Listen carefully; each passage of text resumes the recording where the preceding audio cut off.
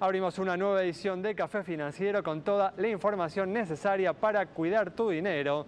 Hoy vamos a brindar información para todas aquellas personas que buscan la mayor protección para su vehículo. Cuáles son las compañías más convenientes para contratar un seguro contra todo riesgo. Vamos también a repasar lo sucedido en los mercados de capitales y en el último bloque vamos a analizar las principales noticias económicas de estos últimos días con la presencia del economista José Ciaba Serrate.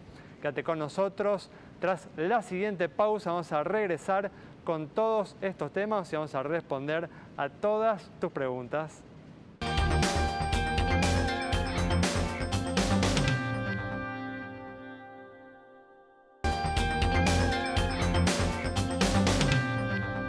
Bueno, ya estamos aquí, como siempre, con la presencia de Santiago Chelala. También está con nosotros Yamila Escala y en esta ocasión nos acompaña Diego de Marchi para repasar lo sucedido en estos últimos días en los mercados de capitales. ¿Qué tal? ¿Cómo andan? ¿Qué tal, Diego? ¿Cómo andás? Muy bien. Vamos a arrancar. Tenemos, como siempre, mucha información para hoy.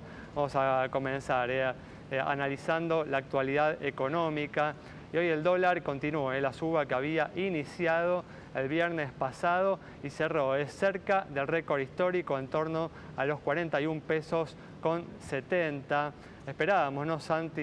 Mucha volatilidad en este 2019 en el mercado cambiario, ¿no? Con el escenario electoral y también con lo que venimos viendo, ¿no? Desde el año pasado, que en la Argentina se amplifican, ¿no?, los movimientos que se dan a nivel internacional. El interrogante que tengo yo personalmente es si el Banco Central se va a ajustar, ¿no?, rigurosamente al acuerdo con el Fondo Monetario y no va a intervenir vendiendo reservas internacionales en caso de que el dólar en algún momento, tanto en estos próximos días como en el transcurso del año, comienza a desplazarse, ¿no?, dentro de la banda cambiaria, ¿no?, lo que se llama la zona de no intervención, y agregue presiones inflacionarias a las que ya existen, ¿no? Sí, recordemos que hay margen hasta los 49 pesos por dólar. Es una banda muy generosa la que tiene el Banco Central. Y estos 41,70 que decías, casi 42 pesos por dólar, a los que llegó el día de hoy, está muy cerca del récord de los 42 de hace 5 meses. Si hace 5 meses te decían que firmes, que el dólar iba a permanecer 5 meses en 42, quizás firmábamos. Pero hoy 42 nos parece un número, digamos, demasiado alto. Y ya empieza el dólar a ganarle a la inflación, ¿no? Digamos que por ahí, en verdad, le empieza a ganar a la inflación que se esperaba al inicio del año, ¿no?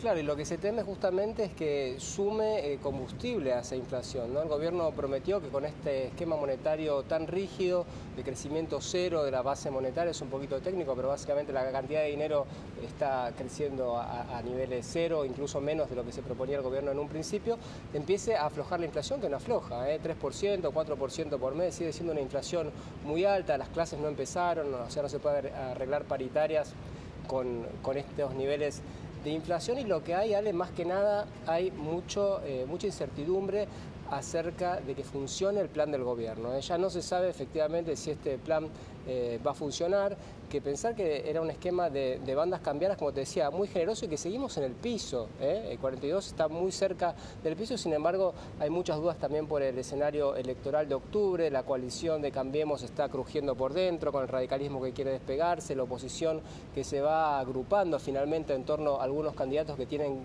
cada vez más chances, y todo esto, bueno, hacen que los inversores estén en wait and see, en modo espera, digamos, y que por supuesto también haya algún tipo de corrida hacia el dólar para protegerse, lo que estamos viendo estos días en el mercado. Lo vamos a ver mejor seguro con José en el otro bloque. Sin lugar a dudas, si el gobierno quiere mantener así sus chances electorales, si el dólar continúa la suba o vuelve a iniciar la suba dentro de algunas semanas, deberá posiblemente rever el esquema que se acordó con el fondo.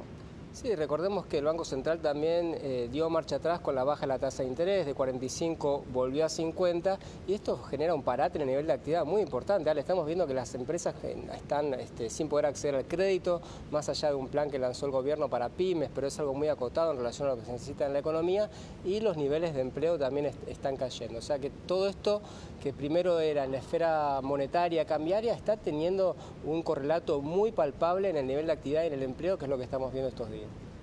Muy bien, bueno, vamos a cambiar de tema y ahora vamos a brindar información para aquellas personas que buscan la mayor protección para su vehículo, cuáles son las compañías más convenientes para contratar un seguro contra todo riesgo.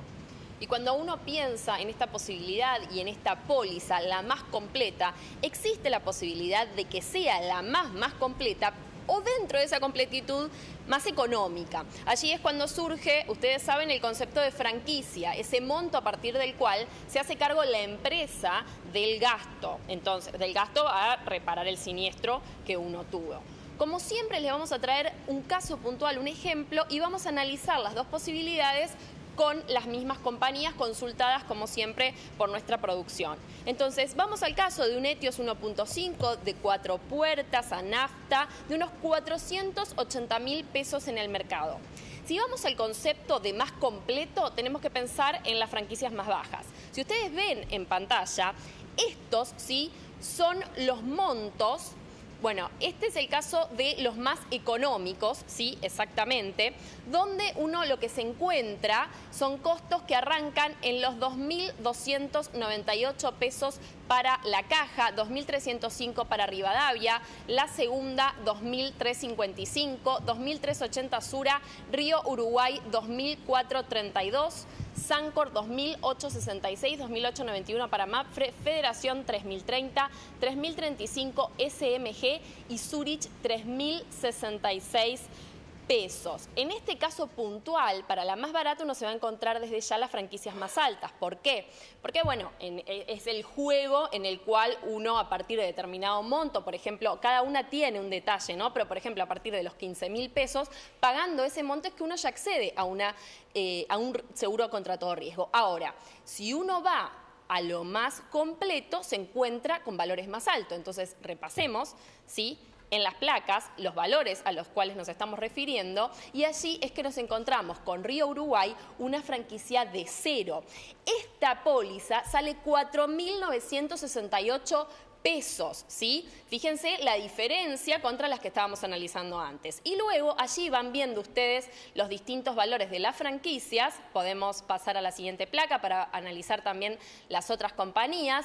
Hasta 9.600, si no me equivoco, sí, así es, en el caso de la caja, ¿sí?, con valores que van entre 3.400, 5.300 pesos. Es muy de acuerdo a la empresa, así que importantísimo llamar, consultar, ver qué auto tiene. Este era para un Etios, desde ya que cambia según el automóvil, pero bueno, allí las opciones, como siempre, consultar a más de una empresa. Muy bien, como siempre la información más completa para elegir cuál es el seguro contra todo riesgo que más te conviene. Vamos ahora a iniciar el repaso de lo sucedido en los mercados de capitales. Un mercado local en donde las acciones y los bonos argentinos se vieron golpeados, ¿no? También, al igual que la moneda nacional, y ya se acumula, ¿no?, en el mercado accionario local 6 rondas consecutivas de baja. 6 rondas consecutivas de baja, suba de dólar, baja de los bonos, suba de riesgo país. Desde el buen rally que tuvimos en enero, estamos en varios días consecutivos de caída, donde por ahora no se está viendo dónde puede frenar. Técnicamente deberíamos frenar, pero no se está viendo de frenar. Sí hay un dato que es bueno en el caso de las acciones, es que el volumen se ha mantenido estable, tanto cuando subía como cuando ahora baja, el volumen se mantiene estable, pero sí preocupa un poco la suba del riesgo país y el precio de los bonos. ¿Cuáles son los motivos que encontrás en estas caídas que se ven en los últimos días, Diego? Tuviste un ajuste también emergentes a nivel global. El mercado empezó a descansar un poco del rally que tuvo después de enero, después de la caída de diciembre, ¿no? Hay que recordar toda la historia. Argentina en este caso se adelantó. El dato de inflación de 2,9 fue muy mal visto por el mercado y se adelantó un poco el movimiento de emergentes. O sea, no somos los únicos que está devaluando la moneda. En Brasil pasó también. Vamos a analizar eso, dejemos eso para el próximo bloque. Correcto, pero bueno, obviamente la incertidumbre que hace al acercarnos al panorama electoral que vamos a tener este año, es el argentino por naturaleza tiende a dolarizarse en un año electoral. Esto hace que la volatilidad vaya a instalarse y tengamos que convivir con la volatilidad. Lo importante es que no sea unidireccional, que no veamos un dólar yendo hacia arriba y acciones todo el día yendo hacia abajo, sino ir teniendo ciertos escalones en el movimiento, porque eso sería un mercado normal. No tenemos que perder ese movimiento de mercado normal. Esperemos que así sea. Muy bien, bueno, con esta información cerramos este primer bloque. Quédate con nosotros, en instantes estamos de regreso.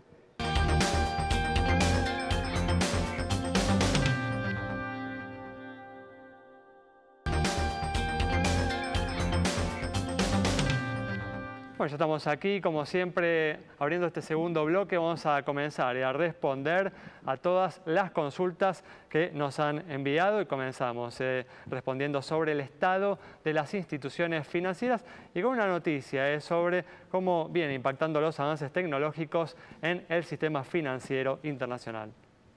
Muy importante, como vemos en pantalla, información financiera. Les cuento, en este caso, un tema vinculado a la inteligencia artificial. El reconocimiento de imágenes, reconocimiento facial, ya se incorporó a los cajeros automáticos. Es una medida de seguridad muy importante que está funcionando en varios países y probablemente también llegue muy pronto aquí a la Argentina. Muy bien, y cambiamos de tema. Y como hemos dicho ya en ediciones anteriores, la inflación cerró en enero en el 2,9%, una cifra que se encontró por encima de lo previsto.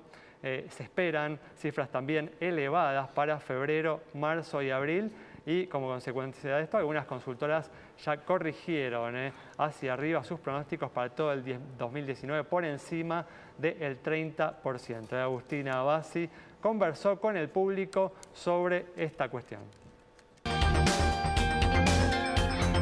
Café Financiero le preguntó a los consumidores por qué creen que la inflación no cede y si la consideran un fracaso de la actual administración. Hay ideas contrarias de cada lado. Yo lo que veo en la tele, hay dos bandos siempre. Por el gran exceso de gasto público, básicamente. Del año 75, 1975, la fecha hubo inflación. Las causas son innumerables para escribir un libro. Servicios altos, el dólar. Y porque la gente que está a cargo de todo nuestro movimiento social no maneja como corresponde la cosa. ¿Lo considera un fracaso de la actual administración? No un fracaso definitivo, pero le está costando bajarla. Y yo creo que es parte de todos en realidad, no solamente de una persona, no hay que echarle la culpa solamente a una persona. Sin duda, sí. Y porque las causas las manejan ellos, pero que ha habido una inflación muy alta, y es el cuarto país en el mundo que tiene inflación tan alta. Exactamente, porque lo prometió y no cumplió.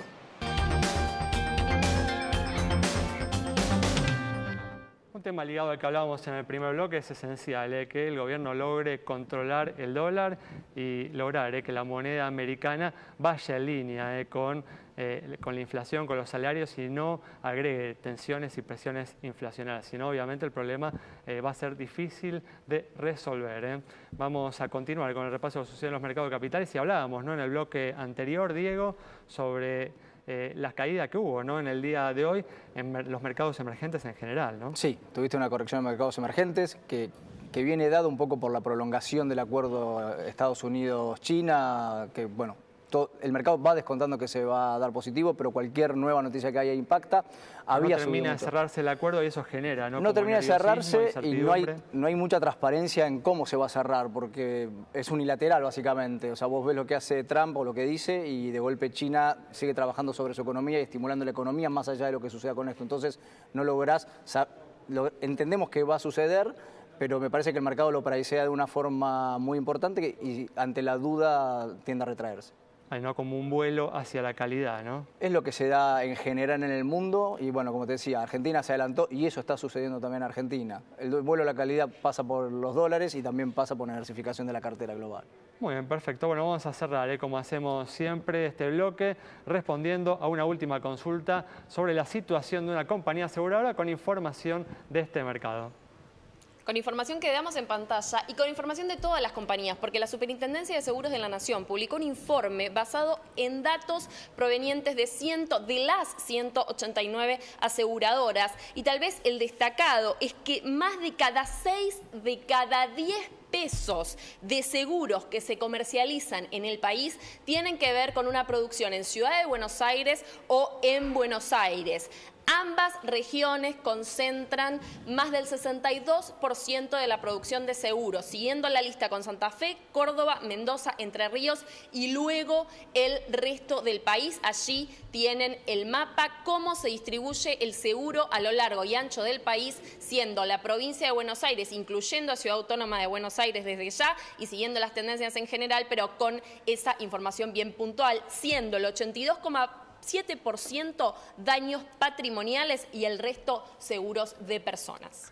Bueno, cerramos así este bloque. Quédate con nosotros. Al regreso vamos a estar dialogando con el economista José Sciaba Serrate.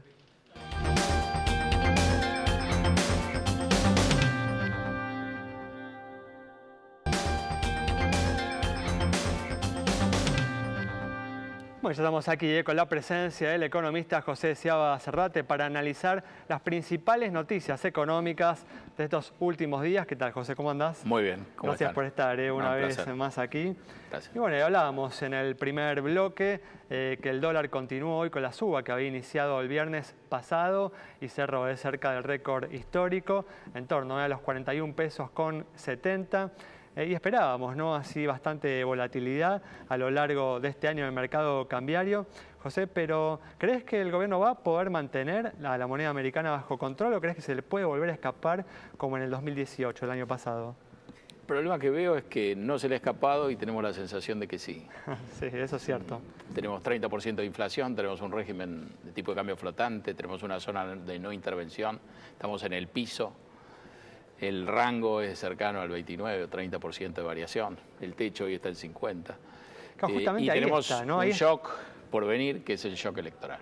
Claro, ahí estriba el temor, ¿no? Entonces, Justamente que la banda esto está es más, tan arriba, ¿no? Dice más de nosotros que del dólar, esta sensación. Lo que dice es que nos quemamos con leche el año pasado, tuvimos un shock devastador, pudimos atajarlo y ahora sabemos que viene otro, que es el electoral, con muchísima incertidumbre, que se va a resolver recién en el segundo semestre. Entonces muchos ya se preparan para... Creo que arrancamos el año muy bien, digamos. Y a la primera dificultad, como bien se dijo acá, un mal número de inflación, la idea de que la inflación no está bajando como el plan lo prevé, a pesar de que el plan no solo se cumple, se sobrecumple. Se cumple la inflación, en los agregados monetarios, se ¿no? cumple Tal vez la no, parte fiscal, digamos, las partes más importantes. no los objetivos inflacionarios que no, existen, de acuerdo, ¿no? de acuerdo. Hemos dejado de lado las metas de inflación, pero obviamente este es un plan que apunta a una tasa de inflación más baja y que cierra con una tasa de inflación más baja y quizá con una recesión menos severa. Y estamos teniendo una combinación al revés que pone a la gente nerviosa. Tiene el objetivo de inflación implícito, que es justamente el movimiento que va teniendo la banda, ¿no? Que era de 3% mensual a final del año pasado y este año se pasó a 2% mensual, ¿no? Sí, te diría que lo que tiene, me parece a mí, en el diseño es la idea de la emisión cero, o si vos querés, la emisión no es cero, no va a ser cero, pero un crecimiento de la cantidad de dinero, que está haciendo en los últimos 4 o 5 meses, inferior al 15%, alrededor del 3,5%. Y la inflación no da el 3,5%. A pesar de que la inflación es un fenómeno monetario y lo monetario está creciendo muy lentamente, tenemos una brecha muy grande. Esa brecha es propia una dificultad. El plan se diseñó, supongo yo, pensando que eso iba a converger y ese proceso no se está dando. Igual un error típico de la Argentina, ¿no? De la historia económica argentina, justamente, ¿no? Esa expectativa de que la inflación va a bajar más rápido de lo que finalmente termina sucediendo, ¿no? Exacto, pero es un plan escrito por el fondo.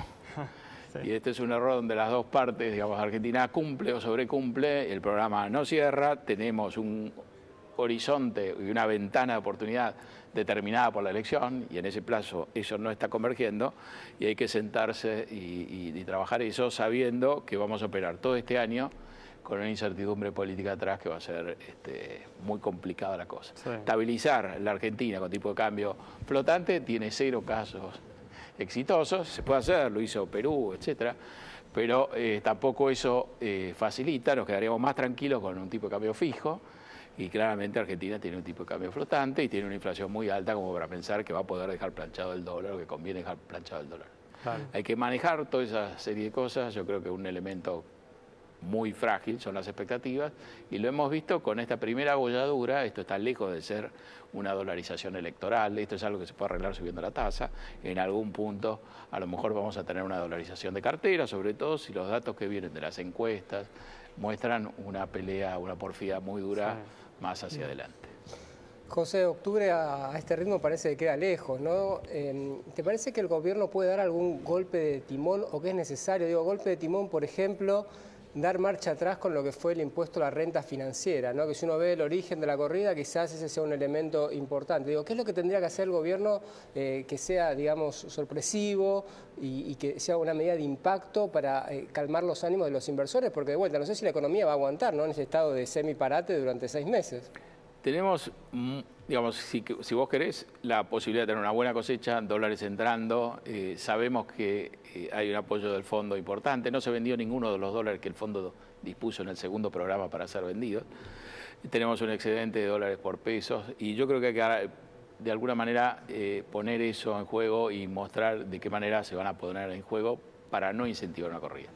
Decisiones como las que vos decís se podían haber tomado el año pasado, se podían tomar ahora. Hay muchas partes de la reforma tributaria que quedaron suspendidas por las nuevas condiciones y uno podría tocar, si vos querés, la renta financiera, por alguna razón no se quiere hacer. Pero me parece que hay que revisar un poquito todo.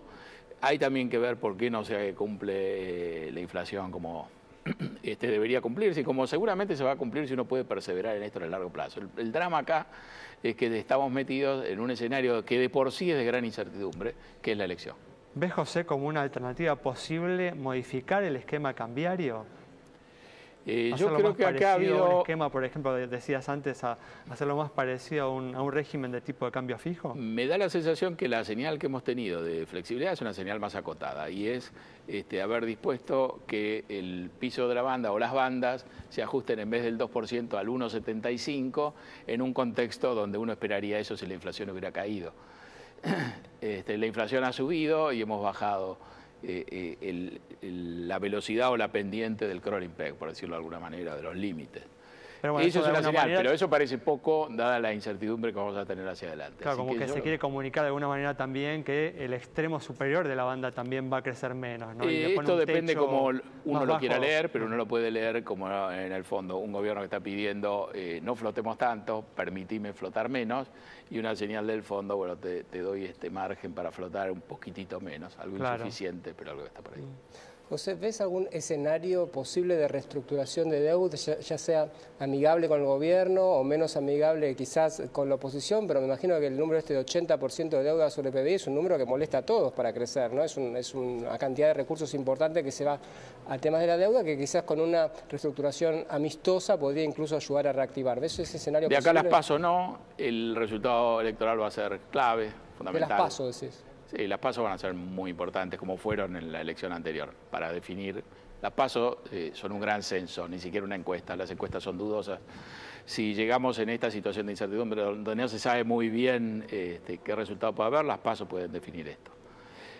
Con un resultado que implique un cambio de gobierno, vamos a entrar en una dinámica que probablemente tenga un desenlace de ese tipo. Con un resultado que le permita al gobierno obtener un segundo mandato, me parece que no va a hacer falta una reestructuración, pero va a haber que sentarse, pensar el programa, etcétera, y seguir por este camino. Quizá la parte más delicada de esto es que el camino final no va a ser muy distinto de que tenés que tomar. Es tremendamente desgastante y si la población esto no lo entiende, ahí vamos a entrar en otra dinámica que puede incluir, como vos decís, una reestructuración. Así que acá hay que ser extremadamente paciente y uno no sabe, pero en última instancia la llave del desenlace la tiene el votante. ¿Qué va a decidir el votante? Pero quizás lo ves como un escenario posible incluso si gana el gobierno, aunque amigable. Sí, no lo veo tan necesario. No es necesario. Pero, como vos decís, el ratio de deuda se disparó básicamente por la devaluación, ¿no? El programa con el fondo supone que la deuda es sostenible a través de un proceso donde el tipo de cambio va volviendo, convergiendo, digamos, a un nivel real menos alto y gran parte del shock que te elevó el peso de la deuda es el efecto de la devaluación real. Si esa devaluación real se va corrigiendo lentamente, la deuda puede ser sostenible. Pero eso depende de senderos que son bastante frágiles, difíciles de alcanzar y todo eso. Creo que no vale la pena preocuparse ahora por esto, porque esto va a quedar resuelto de una manera más brusca, digamos, por el resultado electoral. Muy bien. José, muchas gracias por haber estado con nosotros. Nos vamos con este análisis detallado y claro del economista José Ciaba Cerrate. Nos reencontramos el próximo viernes a las 20 horas aquí en Metro.